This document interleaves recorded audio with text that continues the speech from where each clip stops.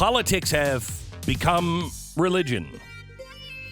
And we just gave the Senate away and now have a very influential voice of God, which is so appropriate. And his God is not really my God. My God never says if God is white, then you should kill God. My God never says that. No, it sees past skin color. What's weird is he's the pastor of the church that MLK was pastor at. Things have changed. Things have changed.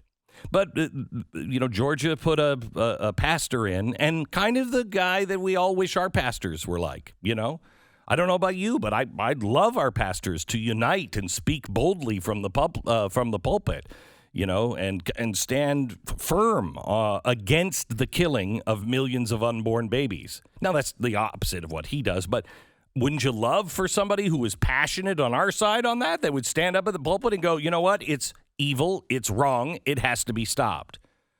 Man, I would love for them to take a stand against the unconstitutional lockdowns of places of worship. But we don't have that. I'd love for them, a preacher, to preach on how differing political ideologies don't mean jack squat in the house of the Lord. Love them to take a stand against critical race theory and all this white guilt. You're a victim crap. But our side is silent. We can't expect... You can't expect the preachers to have a spine unless you believe the opposite of that. And then that's right where it belongs. Warnock is in one of the most influential and powerful stages in the country, and I use the word stage intentionally, the pulpit. He is the guy who says, if you voted for Donald Trump, well, you're a sinner. And if it is true that a man who has dominated the news and poisoned the discussion for months needs to repent, then it is doubly true that a nation that can produce such a man and make his vitriol go viral needs to repent.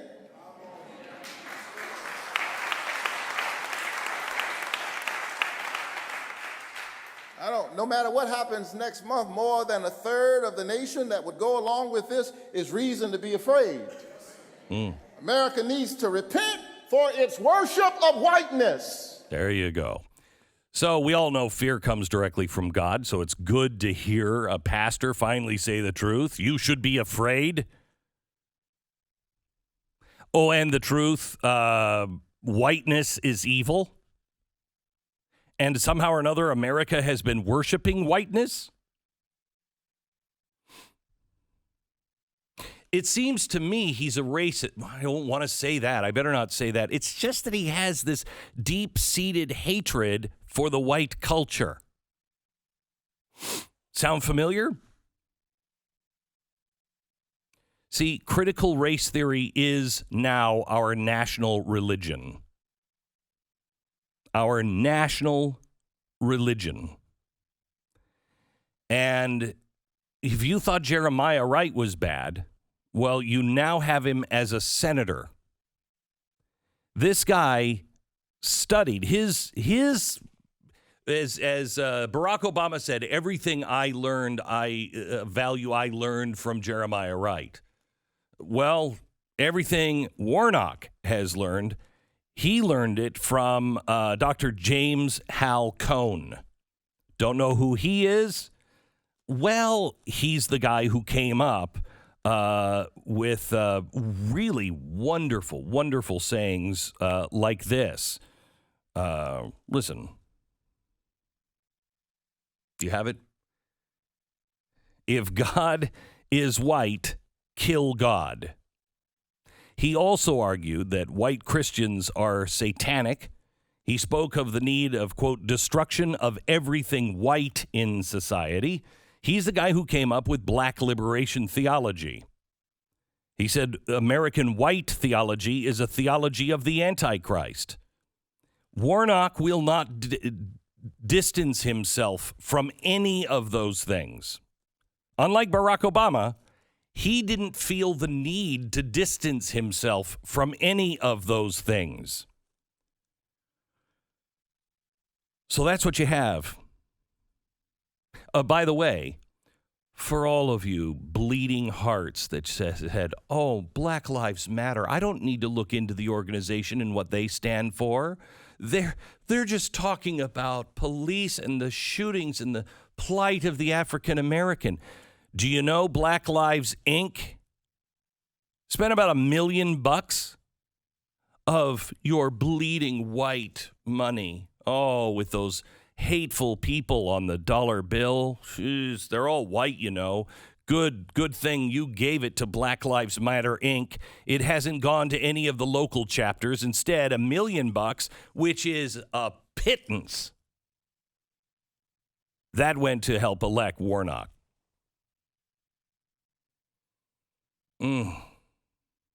So what happened? Well, America doesn't seem to care anymore about its constitutional and religious underpinnings. Apparently not. You had everybody from the Marxist left organizing, spending money out of control. I can't tell you if it's fair or not. I can't tell you if everything was on the up and up. I don't know. I have no idea. Probably not. I don't know.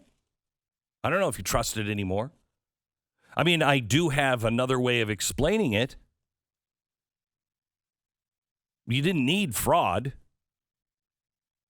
All you needed was a Democratic Party that would become so draconian on the coronavirus that they would shut down businesses.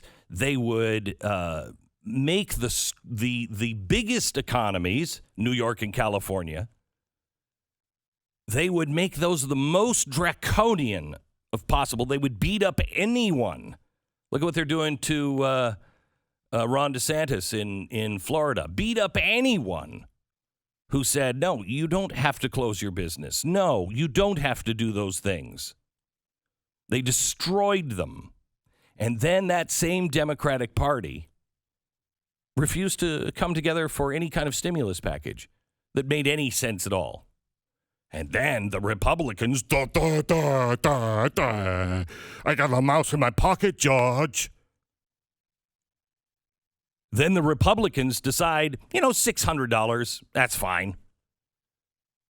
An insult to everyone, which gave the Democrats in Georgia the opportunity to say, that's insulting.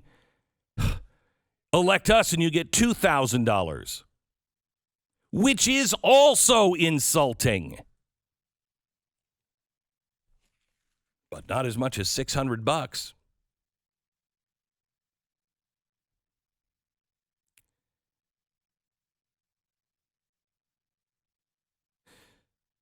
The second Senate race has not been called yet. Probably a water pipe bust or something. So the second one hasn't been called yet, but it looks like it's gone. So you've lost control now of the Senate. There is nothing to stop these people. Nothing. The American dream is over, and I'll explain why. And I'll show you the real evidence of it next hour. But you have people now who have played by the rules, who have done everything they're supposed to do, have called their congressman, have written, have organized, have knocked on doors, have done absolutely everything they're supposed to do, and they have built their own businesses. They've pulled themselves up. They believed in the American dream. And then that same government, that same damn government shut them out of their own businesses. They're on the verge of losing their houses. They don't know how to make ends meet. What do you think they're going to do? How many people feel like there's nothing I can do? They have destroyed hope. And your only hope is from the government, and now a one-party system without any speed bumps, without any checks or balances. None. Well, you've got Adam Schiff. You have no balance. And if you think the party that just elected Warnock and just put all members of the squad in oversight positions in the House, if you think they're not going to do everything they say they're going to do,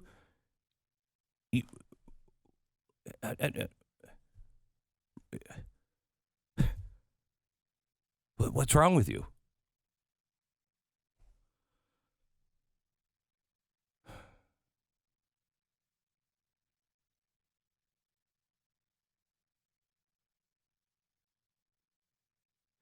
I want you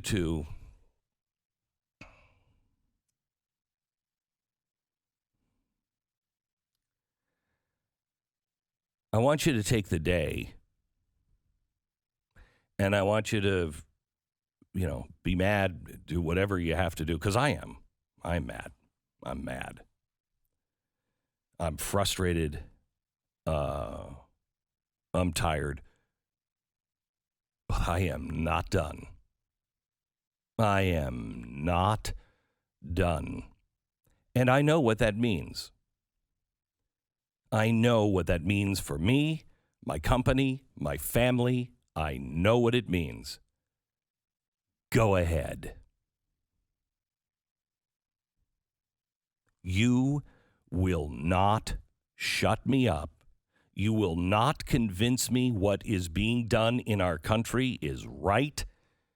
It is extinguishing the hope of my life can be better and my children's lives can be better. That's what you're doing. We've just put into power an administration that has told us 4 years ago the economy you just experienced wasn't possible anymore. Well, they will make sure of that. They already have. How is it that California is having all of these problems? Oh, the hospitals are overrun. Florida, which hasn't done any of these things, they're not having those problems. You know what the answer is? This is the honest God answer from California officials. People didn't listen to us over the holidays. Really? Can you explain how that works in Florida? Because they all got together in Florida as well. And you're blaming this now on the people you have abused for the last 9 months. Oh, it's not your fault. You don't have anything wrong. It's that the people just keep defying you. Oh. Well, that's going to make you awfully popular. People are going to love that. California, it's your fault because you wanted to do what all of the people in power were doing and do whatever the hell they want. You were going out to restaurants because they were going out to restaurants. You were going to people's houses. You were traveling because they were. But see, you don't understand. You're somehow or another a carrier. They're not. I want to introduce you to some of the people now that are going to be running things. Because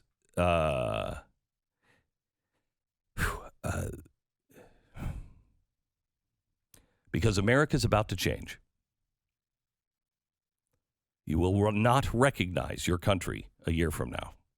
You will not recognize it. And that's saying a lot.